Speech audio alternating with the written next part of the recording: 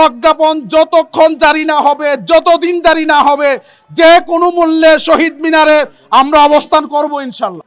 সারাদিন ধরে একটা কথাই বলতেছি যে আমাদের প্রোগ্রাম তো শুরু হয়েছে, এটা তো আর শেষ হবে না এখন আর।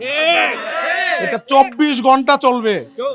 আমরা 24 ঘন্টা আমরা এখানে থাকব যতক্ষণ সরকারের পক্ষ থেকে প্রজ্ঞাপন নির্ধারিত বিষয়ে, যে এই বিষয়গুলোতে সিদ্ধান্ত হয়েছে 20% বাড়ি ভাড়া, 1500 টাকা মেডিকেল ভাতা, কর্মচারীদের জন্য 75% উৎসব ভাতা, প্রজ্ঞাপন যতক্ষণ জারি না হবে, যতদিন জারি না হবে, যে কোনো মূল্যে শহীদ মিনারে আমরা অবস্থান করব ইনশাল্লাহ।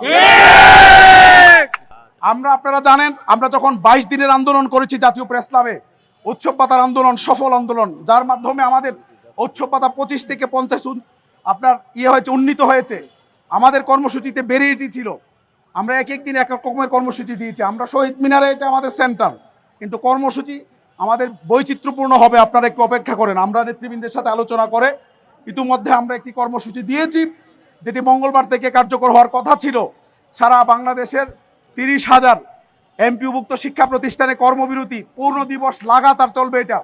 কিন্তু আমরা আমাদের পুলিশ বাহিনী যে আমাদের শিক্ষকদের উপর হামলা করেছে, হামলার প্রতিবাদে এবং শিক্ষকদের দাবির প্রেক্ষিতে আমরা কিন্তু আমাদের কর্মবিরতিটা আমরা একদিন এগিয়ে এনেছি।